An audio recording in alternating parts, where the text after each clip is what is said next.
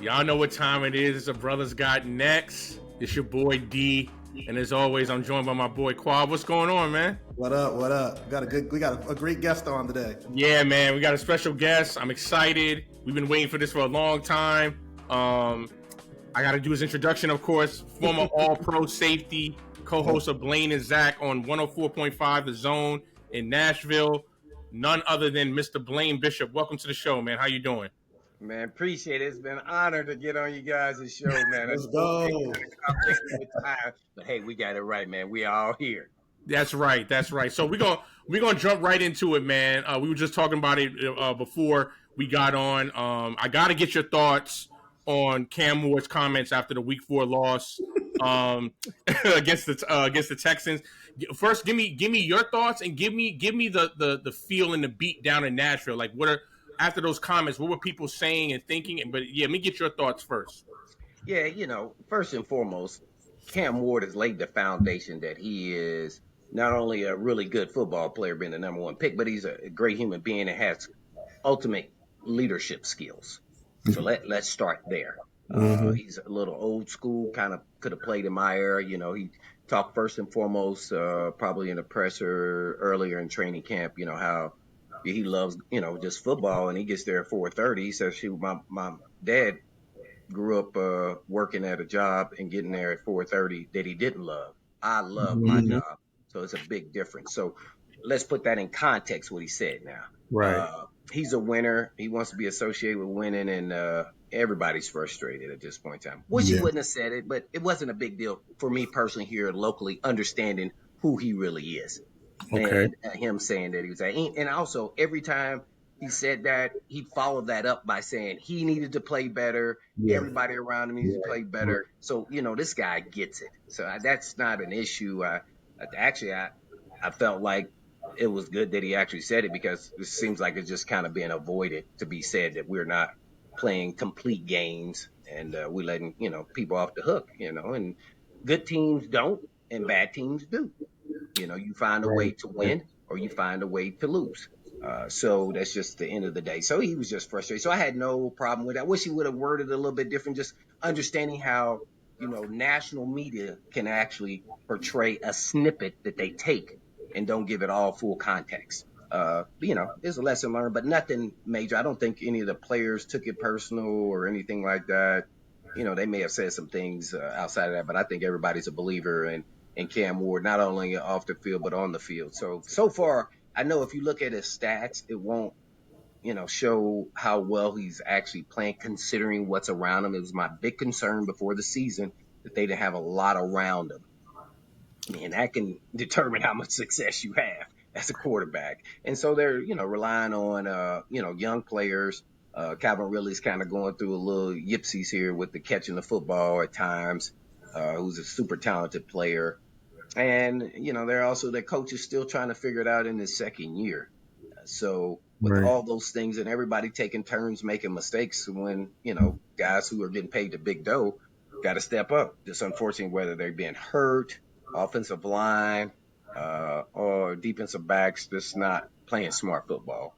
And I'm glad you brought up Cam Ward's comments about taking some accountability as well, because I was going to ask you, that there's a level of maturity that's already there, and you also brought up something I was going to ask about his supporting cast and like guys like Calvin Ridley who have really struggled. He's really struggled with drops this season, and then you also brought up Brian Callahan, who's been under some fire, especially from fans, and they're like, "Yo, we're not seeing this team get better," and he had a pretty contentious press conference earlier this week when somebody was asking like, "Yo, is this team hungry? Does this team want it?" And he was clearly offended by that. But with all that said, obviously they're 0-4, but do you still feel like this team can turn it around? Obviously, playoffs is not looking like a possibility, especially statistically speaking after 0-4. But like, do you still think there's some positives with this season that we could get out of it? Well, let's first talk. I thought going to the season they would be 5-6 win team. So my assumption of what I thought they were, and then the fan base is totally different, and naturally there's always a lot of hype and, objectivity and positivity when you get a new quarterback at number one.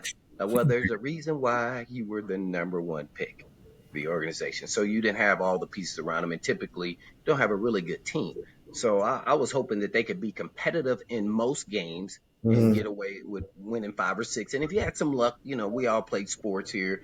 You get the ball bounce your way every now and then. Maybe you could get 7. I don't know, and look really respectable. That's what Yeah. my idea of what I thought this season was. I never thought when all these people kept, and I was doing interviews talking about this is a playoff contending team, surprising. I Mm-hmm. said, well, I don't see that because they don't have enough weapons around Cam Ward as far as proven players that's going to be consistent. They tried to do the offensive line. They signed Ed Moore Jr. from the Steelers, who started there 4 years as a Yeah, 5th-year Dan Moore guy. Jr. Had Yep. to Mm-hmm. end up overpaying him. He's an average starting lineman in the NFL. He was. He played against Right, right. elite guys. He always had trouble. So they stretched. They missed out on, I guess, another guy. So then they got desperate, right? Then they moved Latham to the right tackle, who Latham is a really good player, by the way.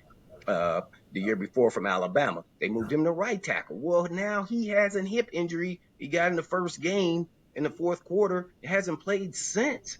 And so they thought they put the line together for him to help protect him. Well, now that's becoming, an issue already, which they had the last 2 years. So it's consistency there. And then not to have a veteran backup swing tackle that's proven Yeah. that can play in this league that you've seen start multiple games, to me was a snafu there by the organization and making that decision. They're going with some young guys who aren't proven that, to be honest, probably should be on the practice squad. Nothing against those guys. They're doing the best they Yeah. can. But Mm-hmm. in this day and age, and they've said this, you got to have a lot of corners. You got to have a lot of tackles Right. on your team for depth, because if those guys get injured, those are tough places to replace. You're out there on the island on both sides of the field, really. A tackle going against some of the best premier rushers. These guys in 10 yards can run as fast as I can in 10 yards when I was in Yeah. my prime, right? These guys get off and go is is superb. And covering guys now, it's a throwing league. You got to be able to cover. You don't have to be elite, but you got to have some solid players out there and got to Yeah. play. So we can't have Snead on 2nd and 22 play press, and then the guy run by you and they call a deep third coverage, and you just can't do that, especially a veteran. So these are the things that are kind of missing the boat all the way around, and why they're not successful. And their margin of error is just very small. It's just very small, and they don't have a running game really to a certain extent. Pollard's a good player. When they give it to him, he does a good job. So I think you need to lean into that. Rookie quarterback must have running game and an elite defense to help them along the way. They don't have an elite defense, and their premise on their offense is they want to throw the ball, not run the ball. And I get it's a passing league, but you got to keep defenses honest, or they're not going to respect you. So then everything is built around coverage. So I think they're making huge mistakes just there on offense. No elite pass rusher. I mean, we got Jeffrey Simmons, who's a beast, but he's a D tackle. We know they can double down on him, and he's probably having his best year by far since he's been here. And he's an elite player, by the way. He is really good. Yeah. Uh, and Yeah, definitely. they don't have anything around them to help them. So the team, the way it's built, is just not capable to have success, at least as of right now. But the draft class they just drafted, actually, a lot of them are contributing. So they're on the right track there with their new GM. That's good. D, I wanted to ask one more question Yeah, before go we ahead, go move ahead. on from the Titans. Yeah. Obviously, we're talking current Titans. Just real quick before we move off the Titans, I got to ask you, you played with Aaron McNair, man. I mean, that's one of the more legendary, Yeah. not just black quarterbacks, but just quarterbacks in general. This is an MVP of the league. This is he has a Hall of Fame type resume. What was it like playing with Aaron McNair? Oh man, it was unbelievable. Let me go back to how he got into the league. When he got drafted, we had just signed on the history there. I was there naturally first. We had just signed in the offseason Chris Chandler at quarterback. And then I remember him. everybody was saying we're going to draft Kevin Carter in the first round. And all the experts, and it seemed like that's the route they were going to go, because you had a quarterback. And so then that's how I learned that you never pass up franchise quarterbacks, especially if you sign in a quarterback that you're trying to, manifest for the next 2 or 3 years to pass the torch. Mm-hmm. And so he came into the league like that and as a backup, and he had to grow and learn and got 2 years to sit behind Chandler and learn a lot. But once he got out there, you knew he was magical. It was really funny too because we kept on saying, "Where's the Air McNair?" I mean, we didn't even let him air it out. We were airing Right. So Eddie and Mac and me, we were all then became really good friends, and naturally we were all the captains of the team, and we kind of took ownership once we was out there that this was our team. The coaches only can do so much. We're the ones out here playing, and once that happened, even with the current team, being a young team, that's when all of a sudden things kind of turn its corner. Yeah. McNair, he made me a believer. And the year we went to the Super Bowl, just giving an example of who he is, he came back from having back surgery and he missed like the first 5 or 6 games of that season. We went to the Super Bowl. He comes back against the Rams. We played the Rams in the regular season. Oh, I didn't realize that. Yeah. People don't know that because you know why? Because we won. We won at home on grass. Now they were a different team on turf. Yeah, for sure. Greatest show on turf. Yeah, the biggest show on turf. They were, by the way. And so McNair comes back that first half. Remember, he had missed 5 games. He played like crap. I mean, he looked horrible. I was like, oh man, we should have stuck with Neil O'Donnell, man. I mean, we were winning games. We were like 5-1. I'm like, you sure you want to come in? He's like, yeah, I'm good. So then during the game, I'm looking around and hey man, you sure? He said, oh no, I didn't figure them out. I'm good to go now. Oh. Watch me. He said, watch me. Starts cooking. Not the first time he had done that, but it was after an injury, a back injury, by the way, and that's all about torque and throw. And I'm like, man, I don't know, man. I don't know, Mac. I don't know about this one. He goes in there and just starts lighting them up in the second half. He comes inside and says, I told you I got you. That's what's up. It's a legend right there. And then it was never a doubt that we had a guy that was clutch in the moment, that if we get any point in time, he's got it. He's got it. So there was no doubt in my mind that he was going to drive down and score in the Super Bowl. Because that had already been done numerous times. They said that. Right. So I knew. I was like, oh man, if we scored, this is gonna be a little different ball game, And Mac was he was a ton to tackle too on running. People always call me like, hey man, what's it like tackling Mac and Eddie? I was like, hey man, guess what? I never really tackled him. We can't touch him in practice. What you talking about? So but they definitely gave guys trouble. So that's how it was playing with our team, and we had a lot of grit and grime type guys, put on the bell hat and go to work. We learned a lot of smack talkers, that's what's up. Game, but not, to the media and try to rouse up the other teams. That just wasn't our style. Right. Well, speaking about your playing days, besides yourself, there was a lot of great safeties around that time. So give us like your top 5 safeties at that time, and then give us who you thought was the best safety of your era. Oh, my era, man. I don't know what you would consider my era. I mean, I was in the 90s, but then I played into the 2000s. Naturally, when I first came into the league, let me give you a little history here. I didn't really play safety till I got to the National Football League, and I was really kind of the nickel dime guy. I played corner in college. Okay. Corner, running back all through my life, starting running back in high school. Everybody played running back in high school, best player on the team, right? And so, I really kind of became a corner. Once I got to college, I kind of focused on that, and that's where I could play. I would have never made it running back, so so that would have never happened. So I'm glad I wasn't dumb enough to say no, I'm a running back, because my heart and passion was always was running back. It's still today. And so I wanted to start more, and I wanted to be right. So I got there at corner, and then we got to the league.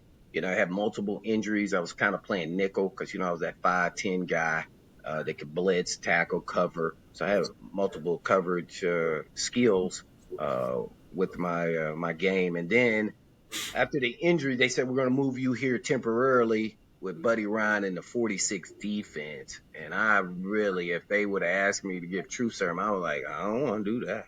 I mean, real talk. Why is that? Well, it's because in the 46 defense, I wasn't just playing deep safety. I would play linebacker, which I didn't want to do that. And then I would play nickel which I like that. I'm in the slot, and then I get to play back. So then I'm like, man, I got to start learning how to read linemen and then get blocked by linemen. And if I'm in a box, I get trapped in here. What am I supposed to do against a 300-pound guy? Right. Right. So those were the only issues, and then the longevity of your career. So I was thinking about all that even as a rookie player, because I felt like my brains was actually going to be the biggest thing that was going to help me be a really good player, and then my natural instincts.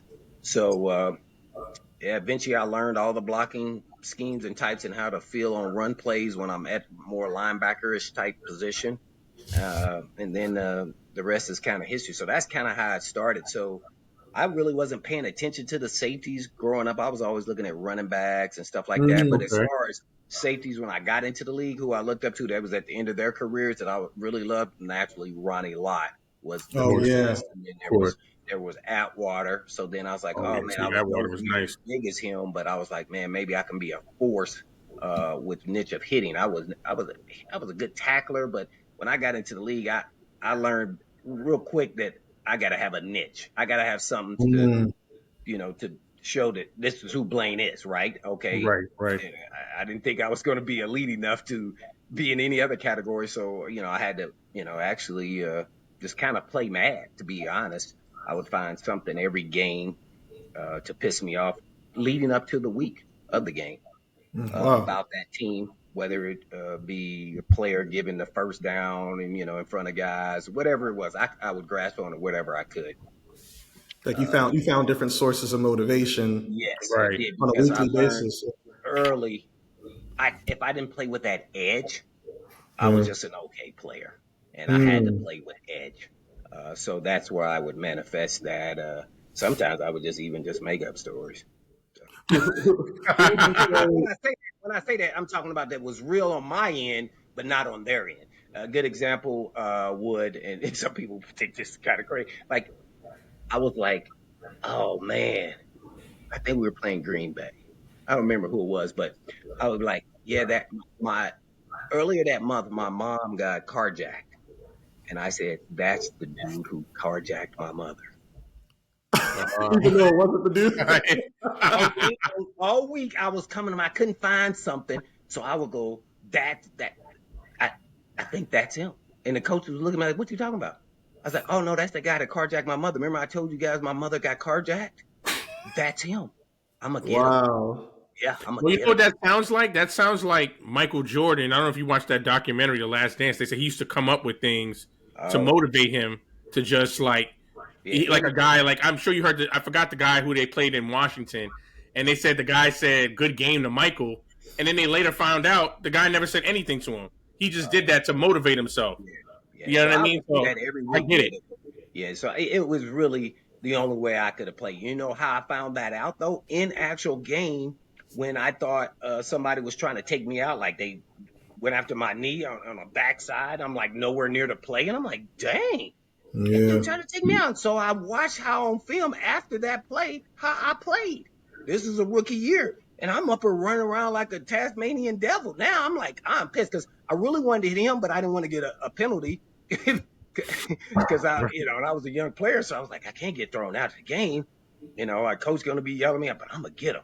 And so I eventually tried to spear him and do everything, and I said, man, myself, I looked at that and said, that's how I gotta play every Yeah. week.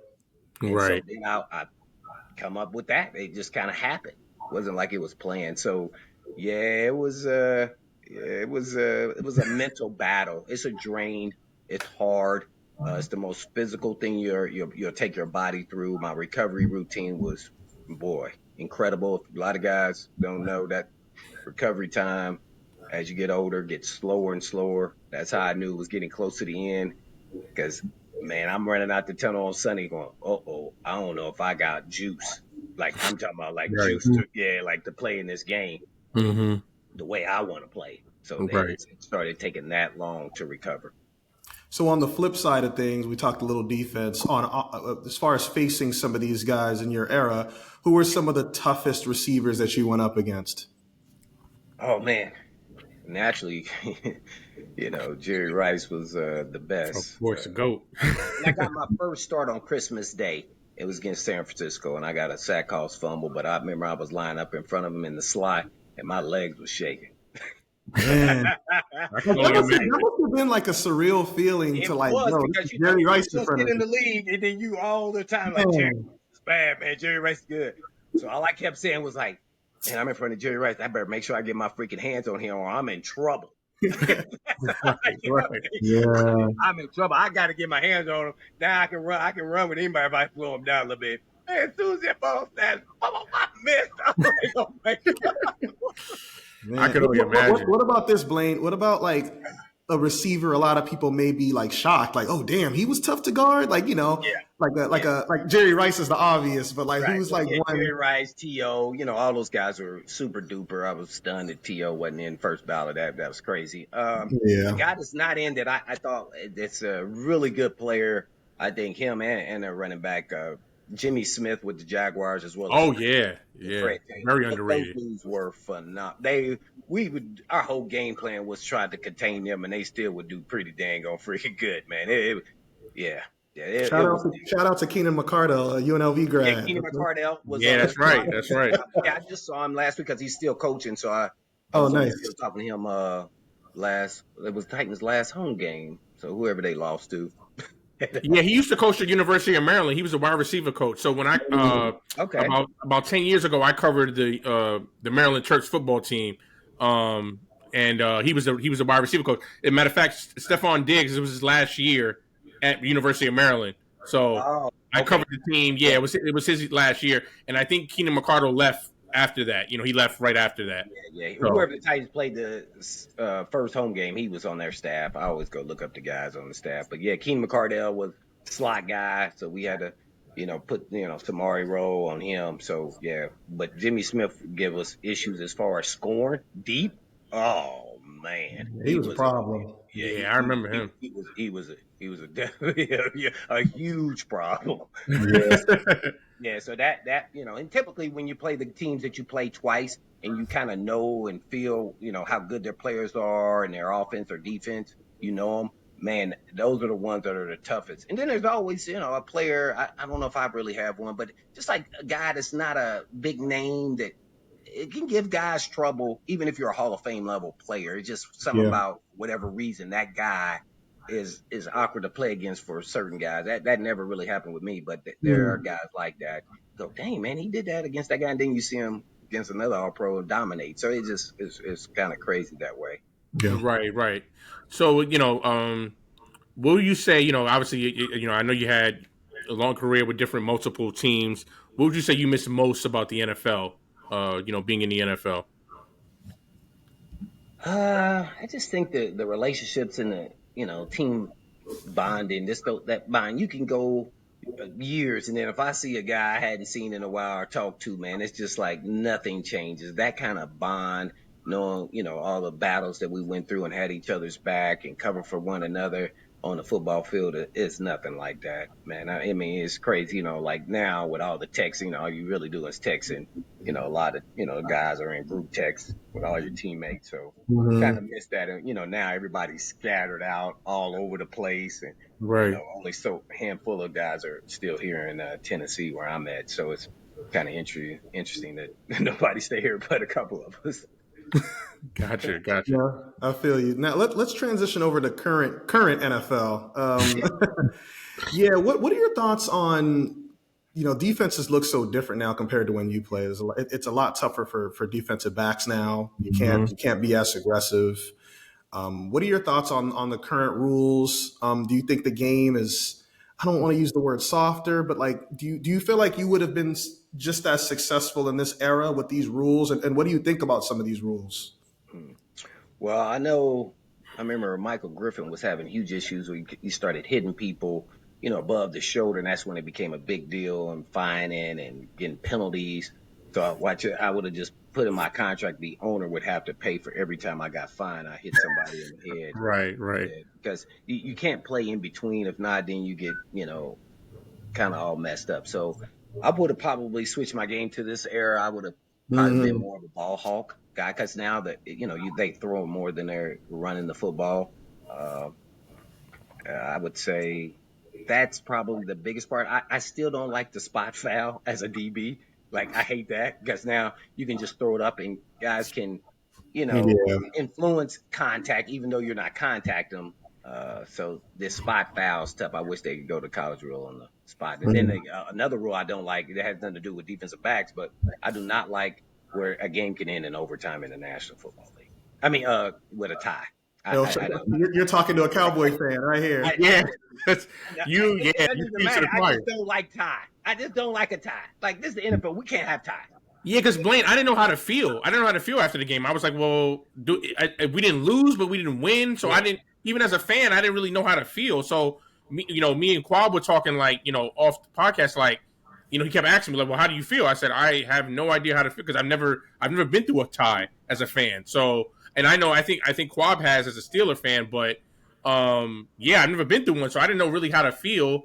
And you hear some of the analysts say, well, it can help you later on, in the standings, depending on what happens. But then it can also hurt you as well because it's like a less. It's almost like you didn't play the game at all. So yeah, I'm in total agreement with you that they have to fix that rule of sudden death or going to another overtime, maybe lessen it. I know it's 10 minutes, maybe you go another 5 minutes. I don't know, but they definitely have to change it.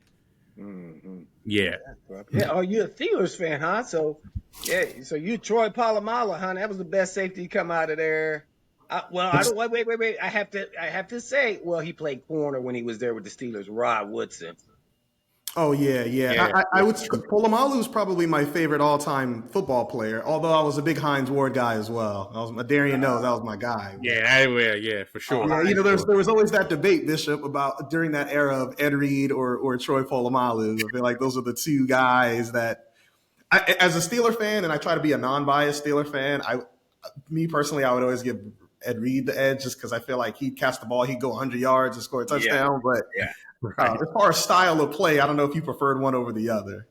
Yeah, I would probably dream that I could be the ball hawk and fool Peyton Manning on some plays. And but that probably was never in the cards. So I would say my game was closer to Troy Polamalu, the sack freelancing guy, Right. just not to the level that he was, but he was fantastic. I wish I could have reached that level. I got close, but nah, he did it such consistently. And then you hear Ryan Clark talk about sometimes where he would be like, hey man, he's not even pissed to be over. What is he doing? And you got to play off of him. So that was kind of really unique in his play. And then they let him do that to that extent where this guy was kind of probably doing it every game. And I know Darian's not even a Steeler fan, but he loved Polamalu. That was his guy. I love him. Yeah. It's easy to watch, right? I mean, he's fun to watch. And such a humble, genuine guy. I like guys that are, and he was very quiet. He didn't, never talked any like smack or anything. He just went out there, did his job, did it greatly. And I was, those are guys I really admire. Like I like to watch. It's like, he's so unassuming, but he's, you gotta account for him. You gotta know where he's at all times on the field. So. No, I was, a quiet, like, not a Steelers fan, but definitely a big fan of his. As far as the run game and, that, I would say he's the best. But as far as deep ball, get after the rock, Ed is GOAT level. I was watching him in film going, dang, man, what is he thinking? Like, man, I don't know if I would have done that. Like, I've done that. And Blaine, it just goes to show, like, as like how important instincts are. Like, can you teach instincts? It's just you either have it or you don't, or what? Well, man, I'm glad you brought that up, man, because I really believe in today's NFL and just in general in sports. I'm gonna just talk about football. I think, man, these guys are fascinating athletes, phenomenal athletes. I couldn't touch them with a 10-foot pole as far as athleticism, but their natural instincts in football is really weird to me, man. I don't understand how they've gone this long with not having natural instinct. And good examples that it's like, okay, the coach tells one guy, all right, you plug here, you stay outside, and the other guy gets to come down the alley. Well, if you're running over there, let's say you're me and you're the safety, run over there and the guy jumps inside to try to make a play, but he gets pinned, well, then you go replace. It's called crack or replace. Like, you just don't know. No coach told me to run right here. Well, really? Do you want to make a play? Do you have just like play ball? Let's go. And so I always talk about this. And that's I watch film a lot. Like when I was a player, I mean, literally, I would go back 5, 6, 7 years. People thought I was crazy. And I'd go follow coordinators wherever they were, not just the team that they were on. And so I'd go back and watch film about teams who weren't even playing, but they were the offensive coordinator. And because I wanted to play off my instincts.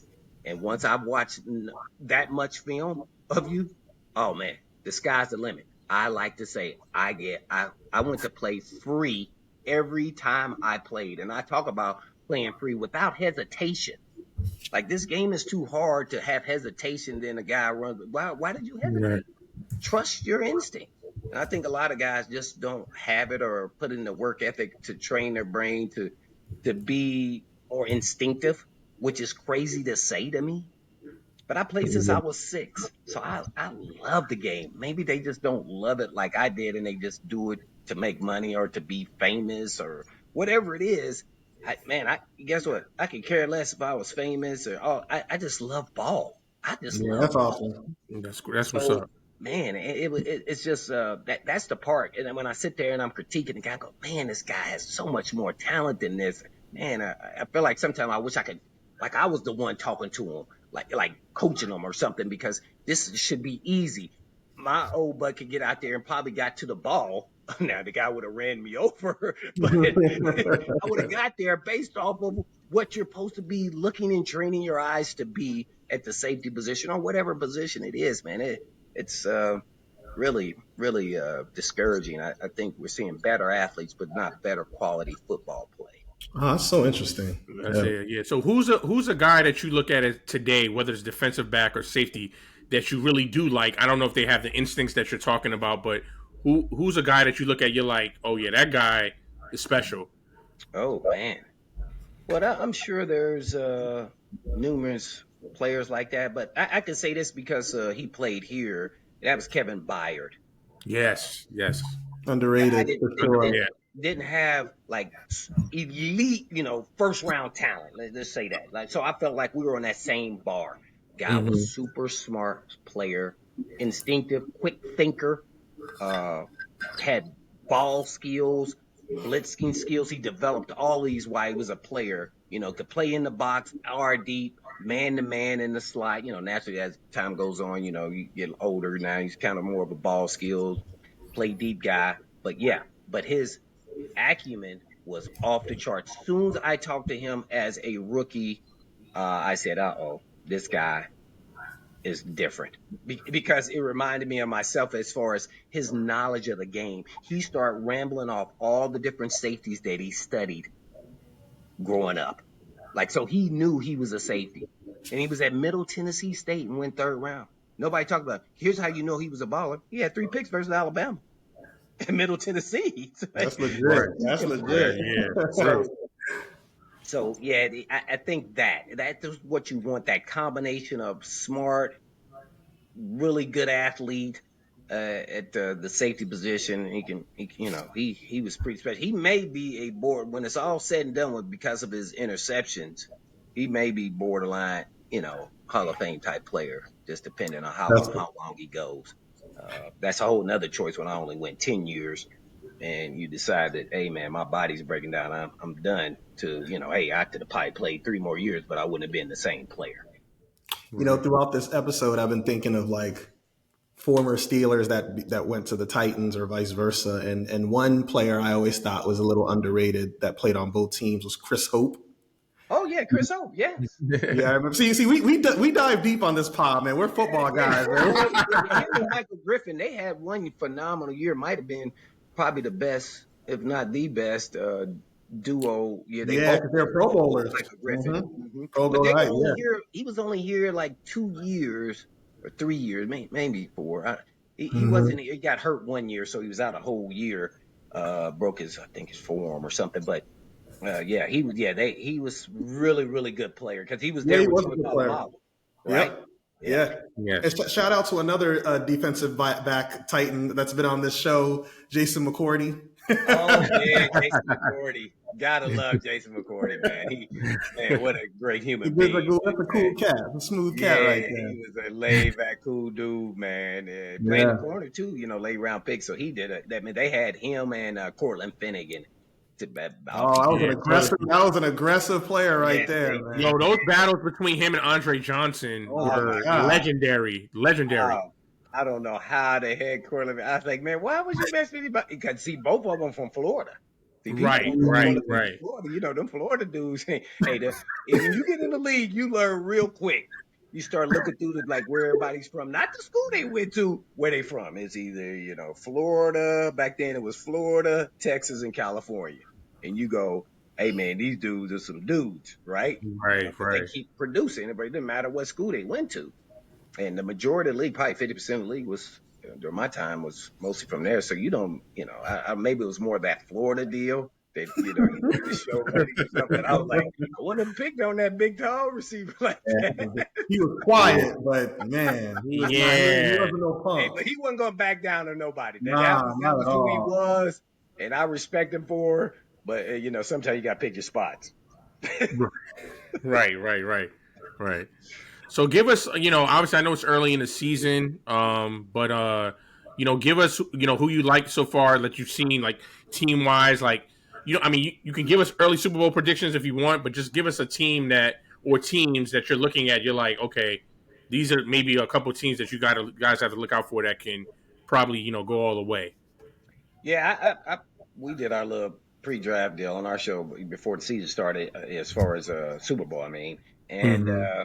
yeah, for whatever reason, I picked the Buffalo Bills. Okay. It was either I was going to go the Ravens or the Bills Mm-hmm. because all I know is from my time in the league is you probably got a 3 or 4 year window to Yeah. win Right, a championship, right. regardless of who your quarterback is or how good he is. And it's about the supporting cast. So I went Josh Allen this time because I feel like it was running. I felt like it was running its course with the Ravens. If not, this was going to be their last year on the run. But they keep rebooting. Yeah. So I went Bills just kind of off the cuff. Josh Allen has kind of shown that he's kind of elite level MVP type Oh player, yeah. even Oh yeah. without DH. So that's what I wanted to see the year before. He did that.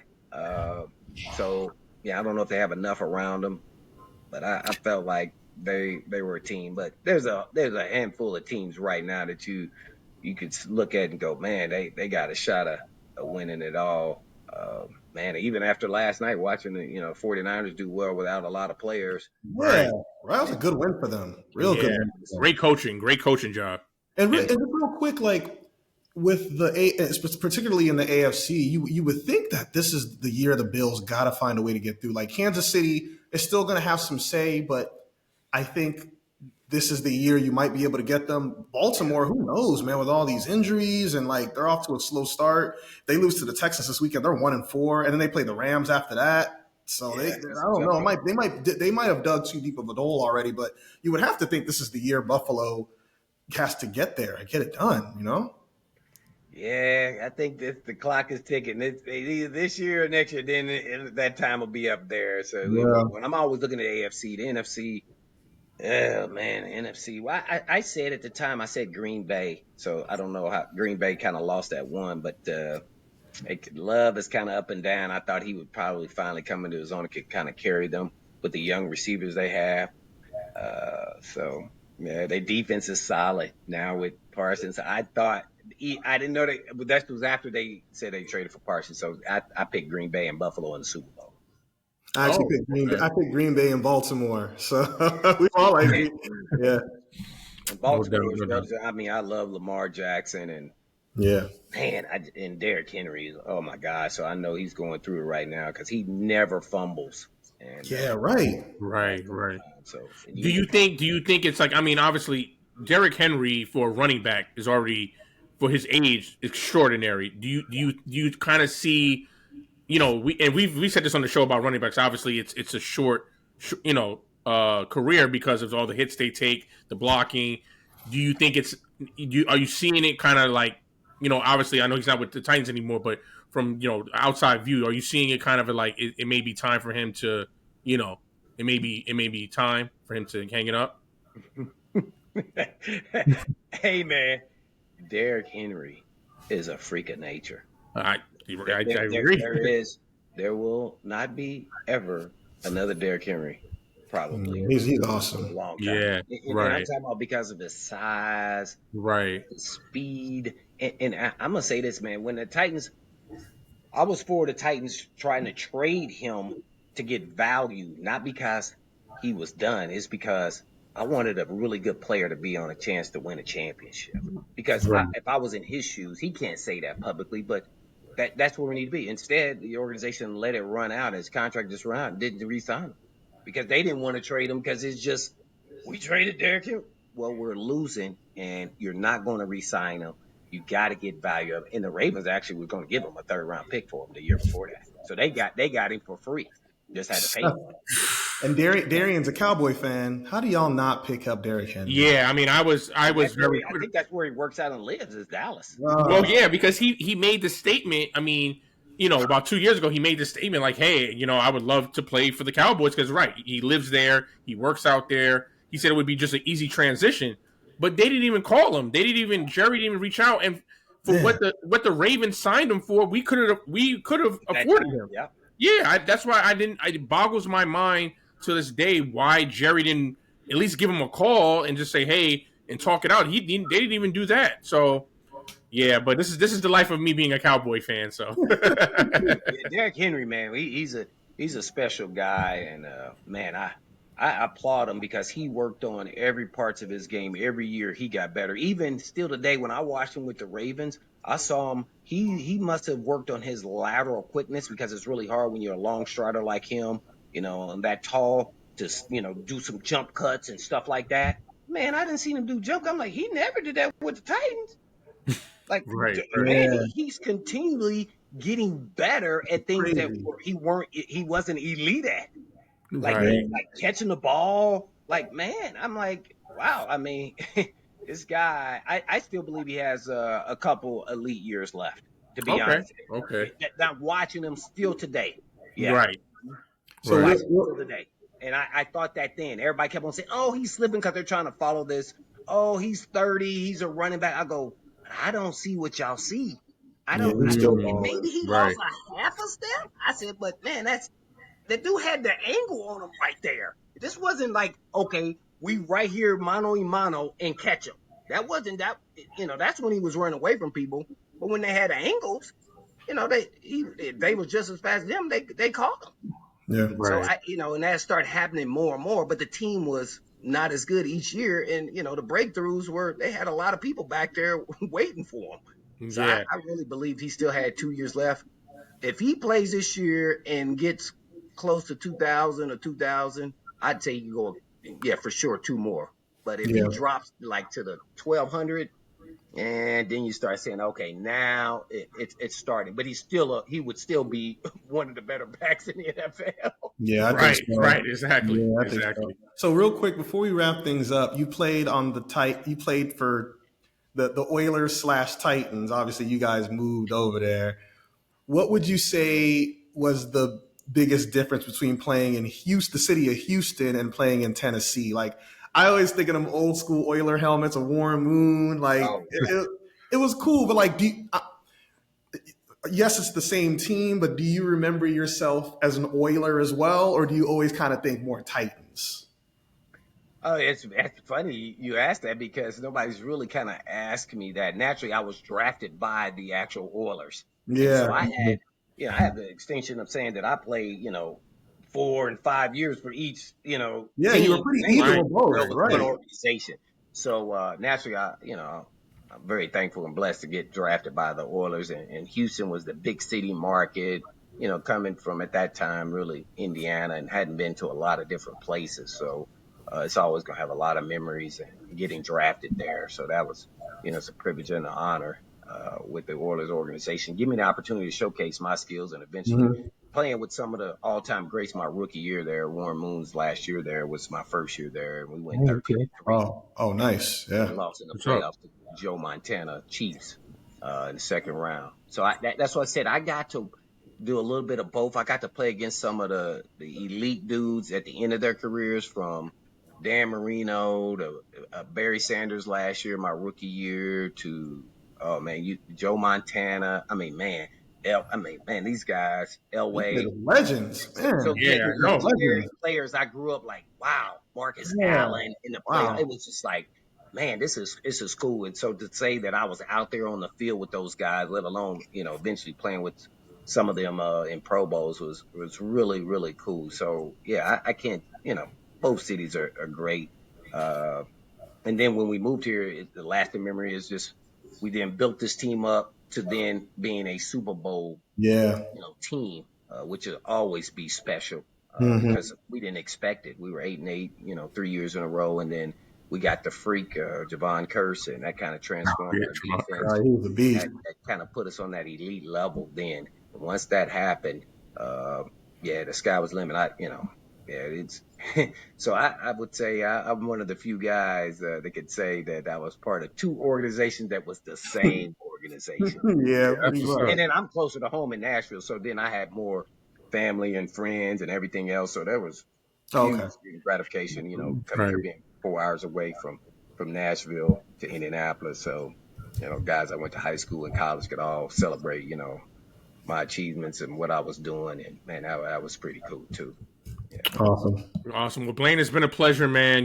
We really appreciate the time. Like I said, this is long coming. And we always appreciate all our guests, giving us the time to talk football.